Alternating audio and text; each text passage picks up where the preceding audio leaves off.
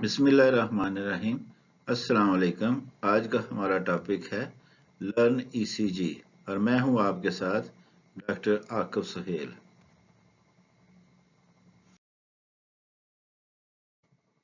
What is an ECG? ECG क्या है? ये दिल में इलेक्ट्रिकल करंट को ग्राफ की सूरत में ईसीजी पेपर पर जाहिर करती है।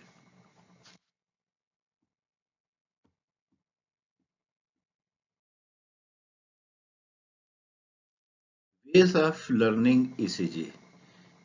इसके पढ़ने के दो तरीके हैं। नंबर वन है इंटरप्रिटेशन और नंबर टू है कार्डिक इलेक्ट्रोफिजियोलॉजी। ईसीजी को समझने के लिए ये दोनों तरीके बहुत जरूरी हैं।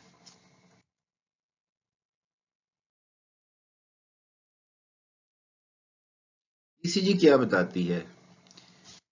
ये हमें बताती है myocardial ischemia and infarction, arrhythmias, pericarditis, cardiac hypertrophy, electrolytes imbalance, hyper या hypokalemia, drug toxicity and digestion and drugs with prolonged QT intervals.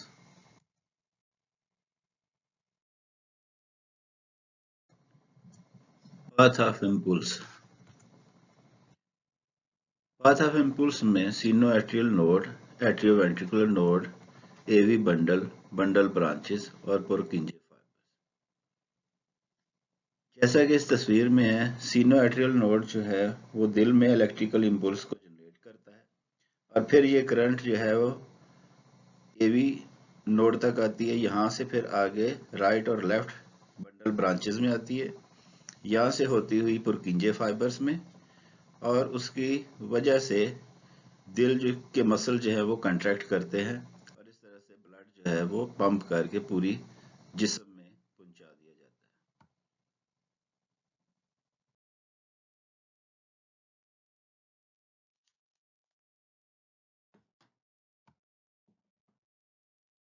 इस तस्वीर में आप देख रहे हैं कि sinoatrial node, AV node, bundle of His, bundle branches और पुरकिंजे फाइबर्स। इसको ग्राफिकली, ये पूरे का पूरा जो कार्डियक साइकिल है ग्राफिकली रिप्रेजेंट कर रहे हैं ईसीजी पेपर पे। ये पी वेव जो है ये एट्रियल कंट्रैक्शन को शो कर रही है। पी आर, ये जो इंटरवल है ये जो है एवी नोड और बंडल ऑफ हिस को शो करता है। उसके बाद ये क्यू आर एस कम्प्लेक्स जो बन रहा है ये बंडल ब्रांचेस और पुरकिंजे फाइबर्स को शो करता है। इस तरह से ये पूरा एक कार्डिक साइकिल मुकम्मल होता है। उसके बाद ये एस टी जो सेगमेंट है ये शो करवाता है कि अब रीपोलराइजेशन हो रही है।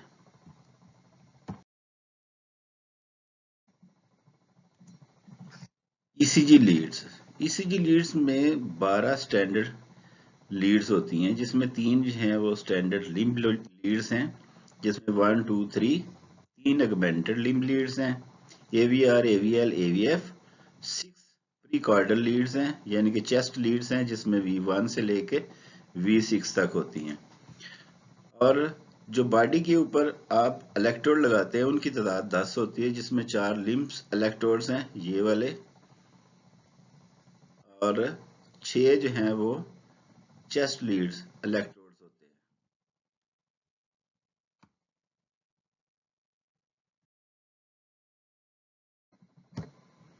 ECG paper. ईसीजी पेपर ये एक ग्राफ पेपर होता है जिसके अंदर स्मॉल स्क्वेयर्स होते हैं और फिर 5 स्मॉल स्क्वेयर्स के बाद एक थिक लाइन ये शो करवा रही है, इसको हम बिग स्क्वेयर कहते हैं। तो ये वर्टिकल लाइन है और ये हॉरिजॉन्टल लाइन है। वर्टिकल लाइन में इलेक्ट्रिकल करंट जो है वो शो हो रही होती है, यानी कि इलेक्ट्रिकल करंट का एम्पलीट्यूड जो है वो जाहिर होता है। तो 5 स्मॉल स्केल्स 5 mm के बराबर है, यानी कि 0.5 मिली वोल्ट करंट होती है। इसी तरह से ये जो हॉरिजॉन्टल लाइन है ये टाइम को शो करवाती है कि जिस स्पीड से वो ईसीजी पेपर जो है वो रन कर रहा होता है। तो एक स्मॉल स्क्वायर जो 1 मिलीमीटर के बराबर है, जो कि 0.04 सेकंड्स है, और एक बिग स्क्वायर जो है यानी कि लार्ज स्क्वायर जो है ये 5 mm यानी कि 0.20 सेकंड्स के बराबर होता है। ईसीजी की नॉर्मल जो स्पीड है वो 25 मिलीमीटर पर सेकंड होती है, यानी कि 5 लार्ज बॉक्सेस पर सेकंड इसकी स्पीड होती है।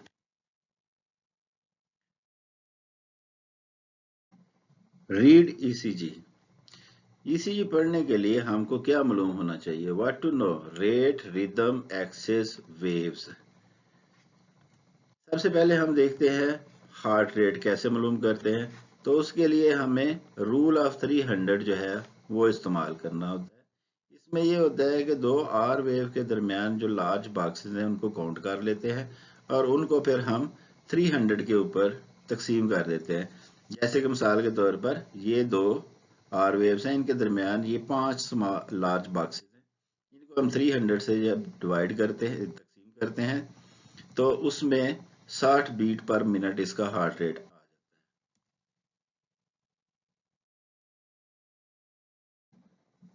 Determining rhythm. रिदम मालूम करने के लिए हमारे पास दो मेथड्स हैं। पहला मेथड जो है इसको हम पेपर एंड पेंसिल मेथड कहते हैं। ये बड़ा आसान सा है। इसमें हम एक पेपर लेते हैं और एक पेंसिल लेते हैं और इस तरह से हम दो आर वेव के दरमियान जो डिस्टेंस है उसको मेजर कर लेते हैं और फिर इस तरह से दो या तीन कंसेक्टिव जो आर वेव्स हैं उनके दरमियान हम इसको कंपेयर करते हैं।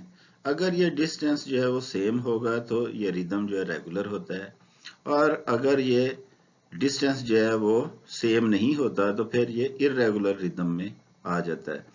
तो इसी तरह से हम इसका साइनस रिदम भी मालूम कर सकते हैं, यानी कि दो पी वेव के दरमियान हम जो डिस्टेंस है उसको काउंट करेंगे और फिर दो या तीन मजीद पी वेव के दरमियान इसको कंपेयर कर लेंगे। इस तरह से हमें पता चल जाएगा कि ये साइनस जो है रिदम रेगुलर है या इर्रेगुलर है। दूसरा जो मेथड है उसको कहते हैं 10 टाइम्स बाय 20 टाइम्स रूल्स। इसमें हम जो है वो 30 लार्ज बॉक्सेस के दरमियान जो आर वेव्स है उसको काउंट कर लेते हैं और फिर उसको मल्टीप्लाई कर देते हैं 10 के साथ। और अगर हमारे पास स्ट्रिप छोटी है, लॉन्ग स्ट्रिप नहीं है, तो उसमें हम 15 लार्ज बॉक्सेस के दरमियान आर वेव्स को काउंट करेंगे और फिर उसको 20 के साथ मल्टीप्लाई कर लेंगे। ये जो मेथड है ये इर्रेगुलर रिदम के लिए बेस्ट काम करता है।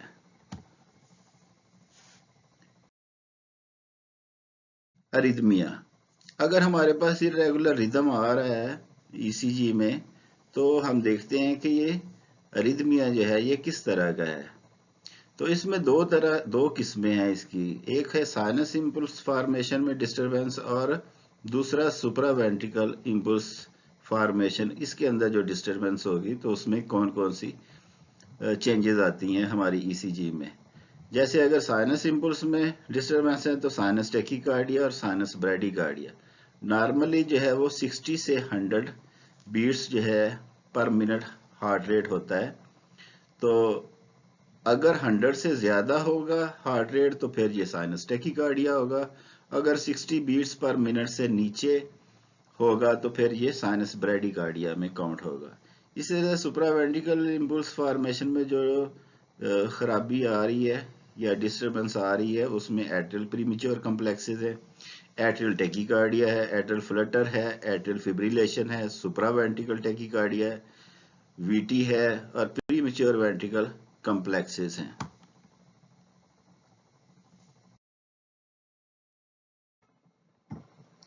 यहाँ मैं आपको अरिदमिया की कुछ एग्जांपल्स दिखाने लगा हूँ। जैसे कि ये प्री मेच्योर एट्रियल कंट्रैक्शन है, इसमें ये आपको नजर आ रही है, ये प्री मेच्योर एट्रियल कंट्रैक्शन है। ये जो है ये एट्रियल टेकिकार्डिया है, इसके अंदर ये देखिए पी वेव्स काफी सारी आ रही है। इसी तरह से ये एट्रियल फ्लटर है जिसमें ये पी वेव्स जो है सॉटूथ फॉर्मेशन बना रही है। ये जो है ये एट्रियल फिब्रिलेशन है जिसमें पी वेव एब्सेंट है, और ये देखें इसका रिदम जो है वो इर्रेगुलर है, बिल्कुल सेम नहीं है। दो पी वेव के दरमियान डिस्टेंस डिफरेंट है। एसवीटी है सुप्रावेंट्रिकल टैकिकार्डिया, इसके अंदर देखें पी वेव एब्सेंट है लेकिन इसका जो रिदम है वो बिल्कुल सेम है, यानी रेगुलर रिदम है। ये एट्रियल फिब्रिलेशन और एसवीटी के दरमियान यही डिफरेंस होता है कि फिब्रिलेशन में रिदम जो है वो इरेगुलर होता है लेकिन इसमें रेगुलर रिदम होता है, जबकि पी वेव्स दोनों में ही एब्सेंट होती है। ये आपकी वेंट्रिकल टैकीकार्डिया है। ये नीचे जो नजर आ रही है ये pre mature ventricle contraction complexes आपको नजर आ रहे हैं।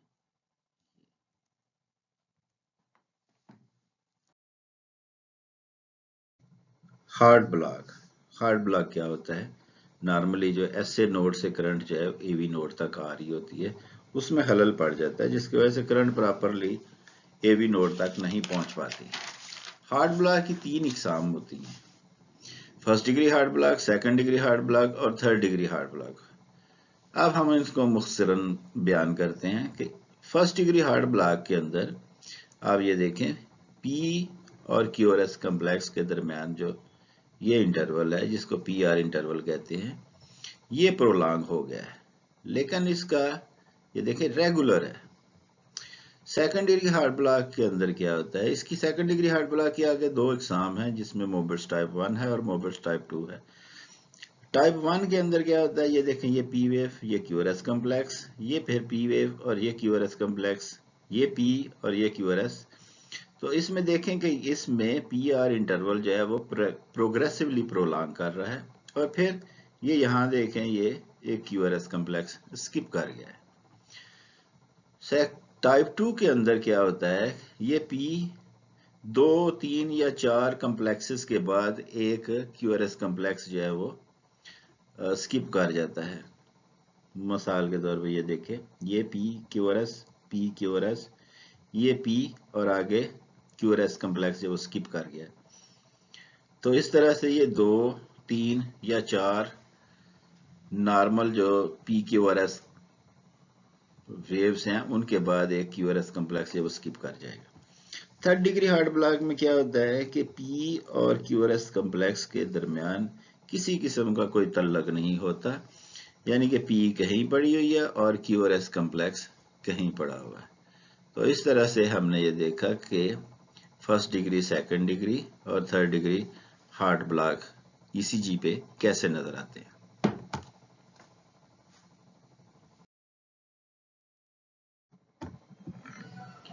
Axis, normal QRS axis between -30 plus 90, ये वाला जो है। आप देखते हैं कि लेफ्ट एक्सिस डेविएशन और राइट एक्सिस डेविएशन जो है वो ईसीजी के ऊपर कैसे नजर आते हैं।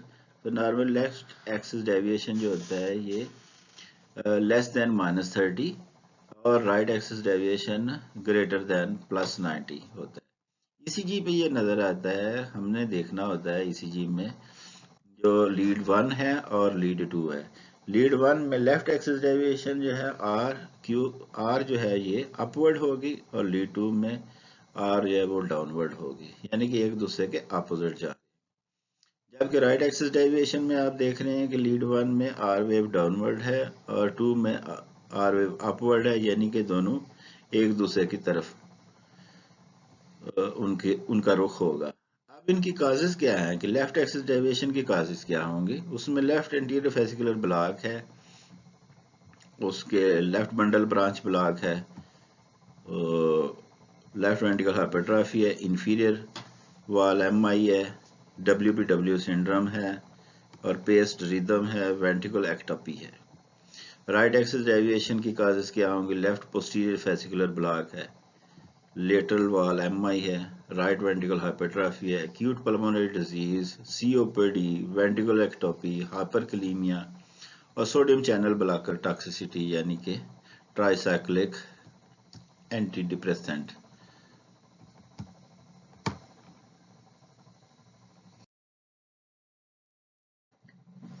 ईसीजी वेव्स, ये ईसीजी है, तो इसके अंदर कौन कौन सी वेव्स मौजूद हैं वो हम पढ़ते हैं। सबसे पहली है पी वेव।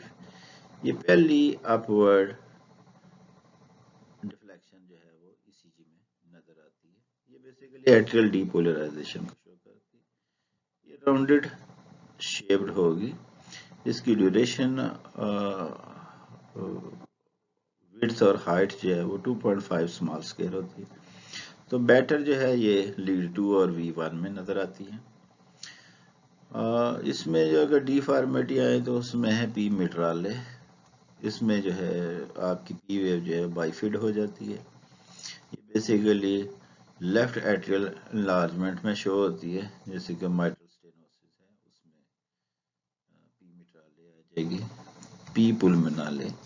तो ये पल्मोनरी हाइपरटेंशन अगर हो तो उसके नतीजे में राइट एट्रियल एनलार्जमेंट हो जाती है। आगे आ जाता है पी आर इंटरवल, ये distance between onset of P wave and beginning of Q waves, इसके दरम्यान में फासला, यानी यहाँ से लेके यहाँ तक।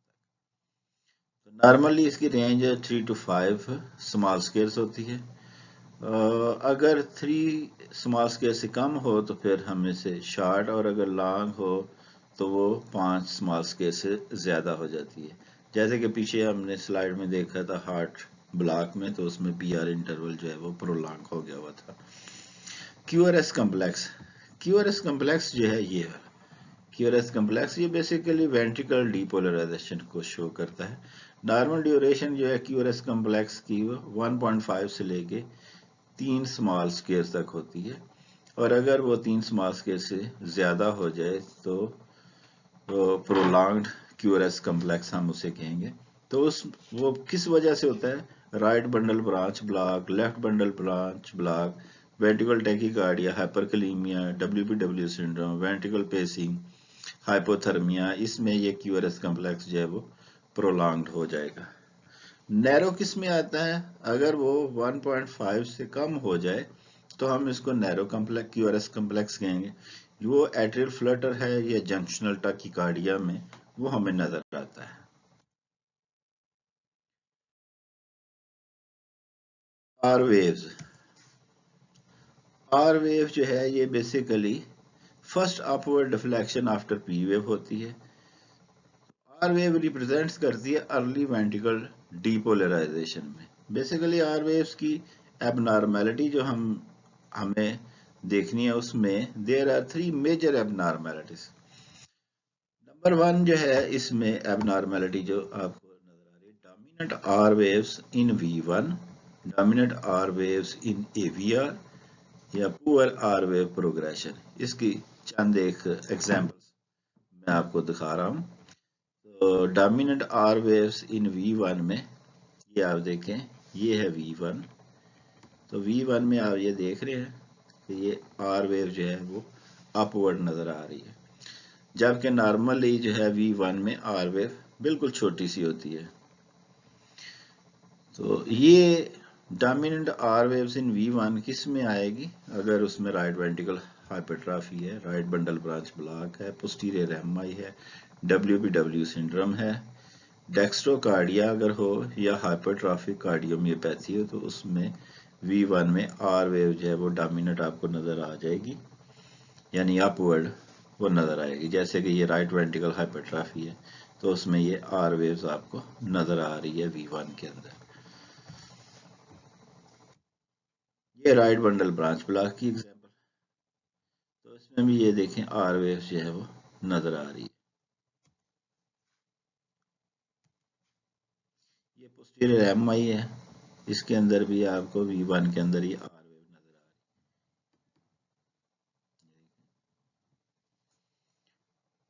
है। Dominant R waves in AVR, जैसे कि ये पोजीशनिंग विद TCA है, ट्राइसाइक्लिक एंटी डिप्रेसेंट ड्रग्स जो है वो जब यूज करते हैं तो उसमें ये AVR में डोमिनेंट आर वेव्स आ जाती है। डेक्स्ट्रोकार्डिया है या वेंट्रिकल टैकीकार्डिया, उसके अंदर भी ये आर वेव्स अपवर्ड आ जाएगी। पुअर आर वेव प्रोग्रेशन जो है लेस देन 3 mm इन V3, ये प्रायर एंट्रोसेप्टल वाल MI अगर हो उसमें हो जाता है, लेफ्ट वेंट्रिकल हाइपरट्रॉफी है, इनएक्यूरेट। QT इंटरवल, सबसे पहले देखना है कि QT इंटरवल क्या होता है। ये क्यूआरएस कम्प्लेक्स के स्टार्ट से लेके तो T वेव्स के एंड तक जो है ये QT इंटरवल कहलाता है। तो अगर हार्ट रेट बहुत ज्यादा हो तो फिर ये शॉर्ट हो जाएगा इंटरवल, और अगर हार्ट रेट स्लो होगा तो ये QT इंटरवल जो है ये प्रोलॉन्ग हो जाएगा। ST सेगमेंट, ST सेगमेंट जो है ये बहुत इंपॉर्टेंट है, और अगर इसमें डिफॉर्मिटी हो तो हम क्या क्या पता कर सकते हैं। उसमें है acute myocardial infarction, coronary vasospasm, pericardial, benign early repolarize, left bundle branch block, left ventricle hypertrophy, ventricular aneurysm, Brugada syndrome, ventricular paced rhythm, raised intracranial pressure, acute subocardiomyopathy। तो इसकी कुछ एग्जांपल्स मैं आपको दिखाता हूँ। जैसे कि ये एक्यूट MI है, तो इसमें ये ST सेगमेंट ये अपवर्ड आपको नजर आ रहा है। इस तरह से ये लेफ्ट बंडल ब्रांच ब्लॉक है, इसमें भी ये ST सेगमेंट अपवर्ड है। बिनाइन अर्ली रिपोलराइजेशन में भी आपको नजर आ रहा है। पेरिकार्डाइटिस है, इसके बाद बुर्गाडा सिंड्रोम है, उसके बाद लेफ्ट वेंट्रिकल एनोरिज्म है। टी वेव जो है ये वेंट्रिकुलर रिपोलराइजेशन होती है। T wave is upright after QRS complex in all leads except AVR and V1। तो जैसे कि इसमें बताया कि AVR और V1 के अलावा ऑल लीड्स के अंदर जो टी वेव है वो अपवर्ड होगी। तो टी वेव में एबनॉर्मेलिटीज कौन कौन सी आएंगी? पीक्ड टी वेव है, hyper acute T wave, inverted T wave, biphasic T wave और फ्लैटेंड टी वेव। तो ये आपको मैं दिखा रहा हूँ कुछ एग्जांपल्स। ये हाइपर एक्यूट टी वेव है, इसके अंदर ये देखें, ये जे पॉइंट जो है यहाँ पर जे पॉइंट है, और ये टी वेव जो है, इसमें देखने वाली बात है कि आर वेव बहुत छोटा सा होगा, ये ना होने के बराबर, लेकिन टी वेव बड़ा नजर आएगा। ये आपको नजर आ रहा है पीक्ड टी वेव, ये हाइपर एक्यूट टी वेव है और ये पीक्ड टी वेव है। इसमें डिफरेंस आप देख रहे हैं, कंपेयर कर लें। इसमें आर वेव आपको नजर आ रही और ये टी वेव्स नजर आ रही। आगे आ जाता है वेलन सिंड्रोम, इसमें बाइफेसिक टी वेव है। वेलन सिंड्रोम अब दो इसकी टाइप्स हैं, टाइप ए है और ये टाइप 2 है। ये देखें, ये बाइफेसिक, ये टी ऊपर भी है और ये नीचे भी है। ये basically acute stenosis, left anterior descending artery में जो एक्यूट स्टेनोसिस हो गई, उसमें सीवियर चेस्ट पेन होती है, टिपिकल जैसे कार्डियक MI की पेन है, इसी तरह का मरीज जो है वो आपको बताता है।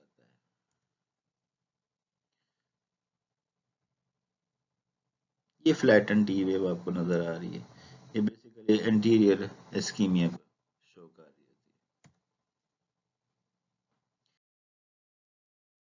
इन्वर्टेड टी वेव, so, ये नॉर्मल फाइंडिंग है इन चिल्ड्रन। ये देखिए, इसमें ये इन्वर्टेड टी वेव आपको नजर आ रही है। persistent juvenile T wave pattern है, ये inverted T wave. Myocardial ischemia and infarction, ये देखिए, ये टी वेव आपको इन्वर्टेड नजर आ रही है। बंडल ब्रांच ब्लॉक में लेफ्ट बंडल ब्रांच ब्लॉक आपको नजर आ रही है, टी वेव इन्वर्टेड है। 1 में, AVL में, ये देखें।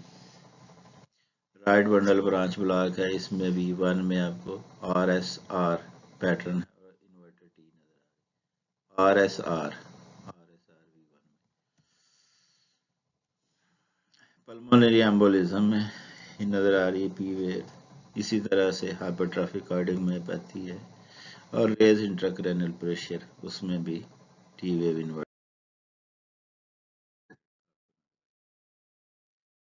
आगे इलेक्ट्रोलाइट्स इम्बैलेंस है, इसमें ज्यादातर जो हमारे पास आते हैं वो पोटाशियम कम हो या ज्यादा हो, तो उसमें ECG चेंजेस कैसी नजर आएंगे। हाइपरकलीमिया, हाइपोकलीमिया।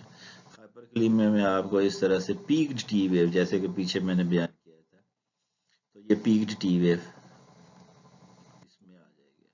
हाइपोकलीमिया में ये इन्वर्टेड टी वेव, ये नॉर्मल है, और ये देखें, ये ST सेगमेंट डिप्रेशन और U वेव प्रोमिनेंट हो जाएगी इसमें।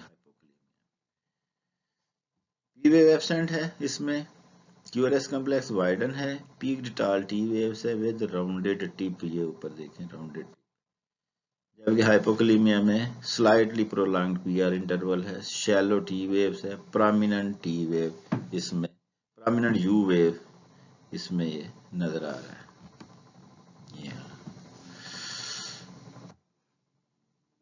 आज के लिए इतना ही है। Thank you very much. अल्लाह हाफिज। मेरे साथ जुड़े रहिएगा। नई वीडियो आने तक मेरे चैनल को सब्सक्राइब करें और बेल आइकन को दबा दें ताकि हर आने वाली वीडियो आप तक पहुंच सके। Thank you. Allah Hafiz.